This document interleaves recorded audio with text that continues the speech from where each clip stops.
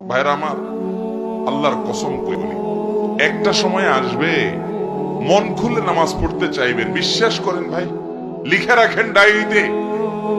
আপনাকে যদি আল্লাহ হায়াতে বাঁচিয়ে রাখেন, যুবক ভাইয়েরা, তরুণ ভাইয়েরা, একটা বয়স আসবে মনে চাইবে একটু রবকে মন খুলে সেজদা দেই, একটু লম্বা করে রুকু করি।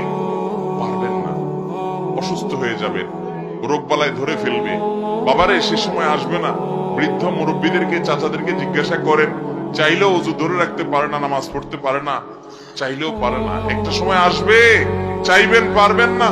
নামাজটাকে সুন্দর করেন, সময় মতো পড়েন, অনেক রাকাত নামাজ পড়বেন, নফল নামাজ পড়বেন। এটার চেয়ে উত্তম হলো ফরজটা পড়লেন, মূল সুন্নত গুলাই পড়লেন, কিন্তু ধীরস্থিরতার সাথে পড়লেন।